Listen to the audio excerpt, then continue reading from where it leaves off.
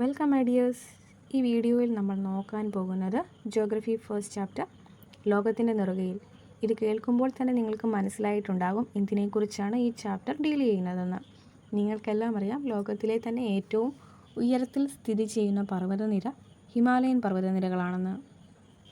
ഇന്ത്യയിലും Himalayan region സ്ഥിതി ചെയ്യുന്നുണ്ടെന്നും നമുക്കറിയാം. അതേക്കുറിച്ചാണ് പ്രധാനമായും ഈ ചാപ്റ്ററിൽ പറയുന്നത്. ചാപ്റ്റർ തുടങ്ങുന്നത് നമ്മുടെ രാജ്യത്തിൻ്റെ സാംസ്കാരിക വൈവിധ്യങ്ങളെക്കുറിച്ച് പറഞ്ഞുകൊണ്ടാണ്. നമുക്കെല്ലാം അറിയാം, പറഞ്ഞാൽ തീരാത്തത്ര വിധത്തിൽ വൈവിധ്യങ്ങളുള്ള നാടാണ് നമ്മുടെ ഇന്ത്യ എന്ന്. ഈ പാരഗ്രാഫ് മുഴുവൻ ഞാൻ വായിക്കാൻ നിൽക്കുന്നില്ല, പക്ഷേ ഇതിലൂടെ പറഞ്ഞു വെക്കുന്നത് എന്താണെന്ന് വെച്ചാൽ, ഇന്ത്യയിലെ ഈ സാംസ്കാരിക വൈവിധ്യത്തിന് പിന്നിൽ നമ്മുടെ രാജ്യത്തിൻ്റെ ഭൂപ്രകൃതി വൈവിധ്യത്തിന് ഗണ്യമായ പങ്കുണ്ട്. ഇതൊക്കെ നൂറ്റാണ്ടുകളായി ഇന്ത്യയിലെ കൃഷി, ജനജീവിതം എന്നിവ ക്രമപ്പെടുത്തിയിരിക്കുന്നു. ഇതിലൂടെ നമ്മൾ എന്താണ് മനസ്സിലാക്കേണ്ടത്? ഭൂപ്രകൃതിക്ക് ജനജീവിതത്തിൻ്റെ മേലുള്ള സ്വാധീനം എത്രത്തോളം ഉണ്ടെന്നാണ് നമ്മൾ മനസ്സിലാക്കേണ്ടത്. അടുത്തതായി നമ്മൾ മനസ്സിലാക്കി വെക്കേണ്ട ഒരു കാര്യം, ഈ യെല്ലോ കളറിൽ മാർക്ക് ചെയ്തിരിക്കുന്നത്, ഭൂപ്രകൃതി സവിശേഷതകളുടെ അടിസ്ഥാനത്തിൽ ഇന്ത്യയെ താഴെ പറയും വിധം തിരിക്കാം. ഉത്തര പർവ്വത മേഖല, ഉത്തരേന്ത്യൻ സമതലം, ഉപദ്വീപീയ പീഠഭൂമി, ഇന്ത്യൻ മരുഭൂമി, തീരസമതലങ്ങളും ദ്വീപുകളും. അടുത്ത പേജിൽ തന്നിരിക്കുന്നത് ഇന്ത്യയുടെ ഒരു ജോഗ്രഫിക്കൽ മാപ്പാണ്. നമുക്കതൊന്ന് നോക്കിയിട്ട് പോകാം.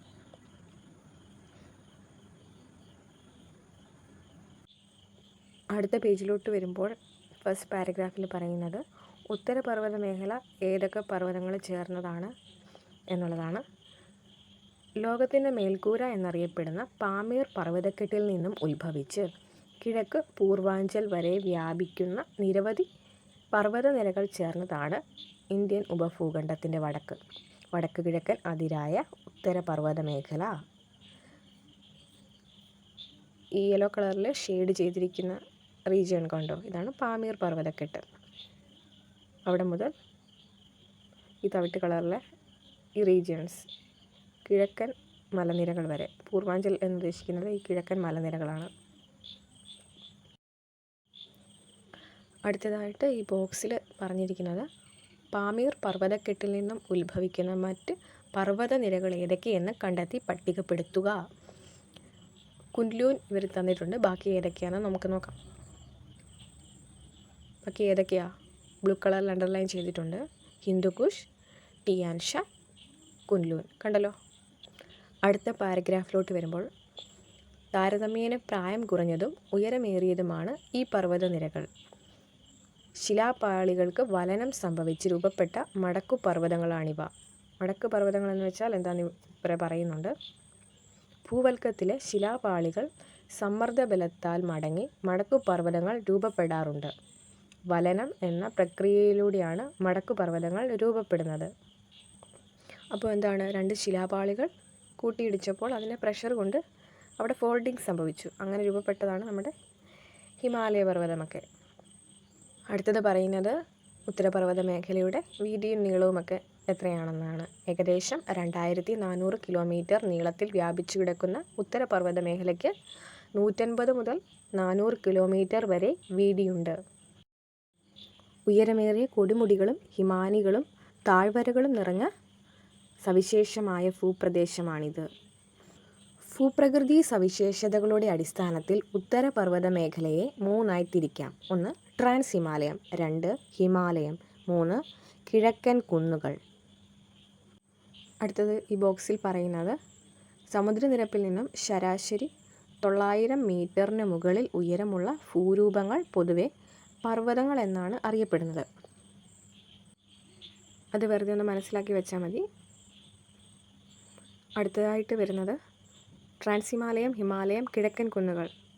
ഈ 3 ഭൂവിഭാഗങ്ങളിൽ ഉൾപ്പെടുന്ന പർവ്വതനിരകൾ ഏതെല്ലാമാണെന്ന് കണ്ടെത്തി എഴുതണം. അപ്പോൾ അത് ഏതൊക്കെയാണെന്ന് നമുക്ക് നോക്കാം. ആദ്യം ട്രാൻസ് ഹിമാലയം. ട്രാൻസ് ഹിമാലയം റെഡ് കളറിൽ ഷെയ്ഡ് ചെയ്തിരിക്കുന്നതാണ് ട്രാൻസ് ഹിമാലയം. കണ്ടോ? കാരക്കോറം, ലഡാക്ക് നിരകൾ, സസ്കർ നിരകൾ ഇവിടെ ടിക്ക് ചെയ്തിട്ടുണ്ട്. കണ്ടെന്ന് വിചാരിക്കുന്നു. അടുത്തതായിട്ട് ഹിമാലയം. പർപ്പിൾ കളറിൽ അടയാളപ്പെടുത്തിയിരിക്കുന്നത് ഏതൊക്കെയാണ്? ഹിമാദ്രി, ഹിമാചൽ, സിവാലിക്. കണ്ടോ, ടിക്ക് ചെയ്തിട്ടുണ്ട്. അടുത്തത് കിഴക്കൻ കുന്നുകൾ, ഗ്രീൻ കളറിൽ വരുന്നത്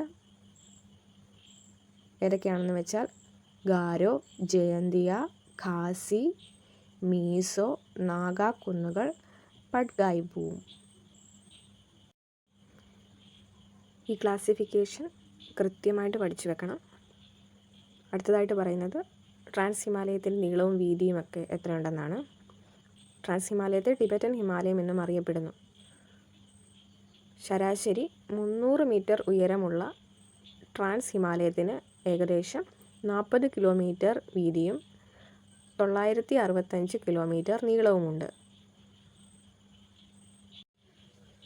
ട്രാൻസ് ഹിമാലയത്തിൽ ഉൾപ്പെടുന്ന കാരക്കോറം പർവ്വതനിര ഹിമാലയ പർവ്വതത്തെ പാമീർ പർവ്വതക്കെട്ടുമായി ബന്ധിപ്പിക്കുന്നു. അടുത്തത് ഹിമാലയൻ പർവ്വതനിരകളെക്കുറിച്ചാണ് പറയുന്നത്. ട്രാൻസ് ഹിമാലയത്തിന് തെക്കായി കിഴക്കോട്ട് വ്യാപിക്കുന്ന 3 സമാന്തര പർവ്വതനിരകൾ നമ്മൾ കണ്ടതാണല്ലോ.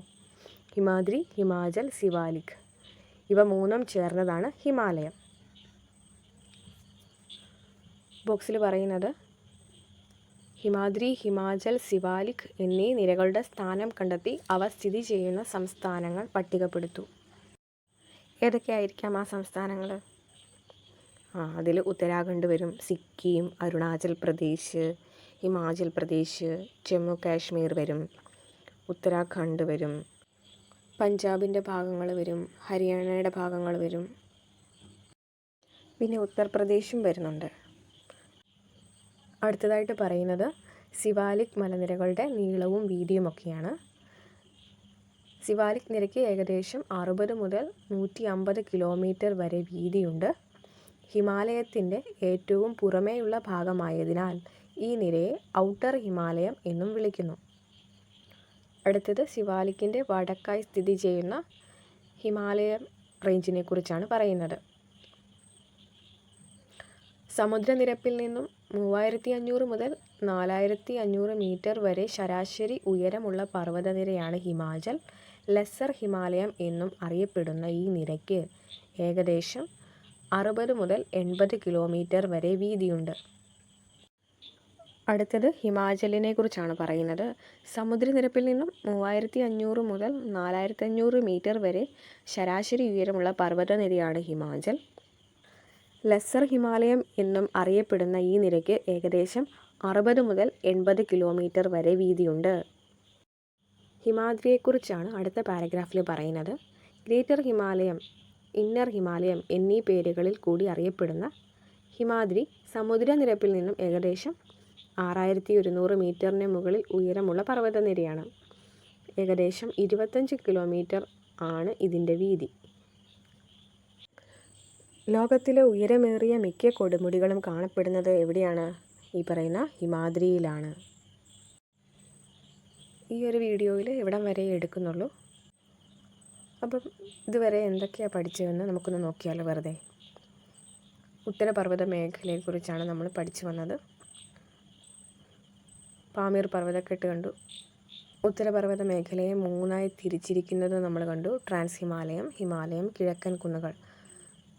ഇവ 3ൻ്റെയും കീഴിൽ വരുന്ന ക്ലാസിഫിക്കേഷൻസ് നമ്മൾ കണ്ടു. ട്രാൻസ് ഹിമാലയത്തിൻ്റെ കീഴിൽ വരുന്നത് കാരക്കോറം, ലഡാക്ക്, സസ്കർ, ലാസ എന്ന് ഷോർട്ടായിട്ട് വേണം പഠിക്കാം, കലാസ. അടുത്തത് ഹിമാലയത്തിൻ്റെ classification Himadri, Himachal, Siwalik. Siwalik outer Himalaya, Himachal lesser Himalaya, Himadri inner Himalaya അല്ലെങ്കിൽ ഗ്രേറ്റർ ഹിമാലയ. കിഴക്കൻ കുന്നുകളുടെ കീഴിൽ വരുന്നത് ഖാരോ, ഖാസി, ജയന്തിയ, മീസോ, നാഗ കുന്നുകൾ, പട്കായ്ബൂം. എല്ലാവർക്കും ക്ലാസ് മനസ്സിലായെന്ന് വിചാരിക്കുന്നു. അടുത്ത ക്ലാസ്സിൽ വീണ്ടും കാണാം. എന്തെങ്കിലും ഡൗട്ട് ഉണ്ടെങ്കിൽ കമൻറ്റ് ചെയ്യണം. അപ്പോൾ എല്ലാവർക്കും താങ്ക് യു.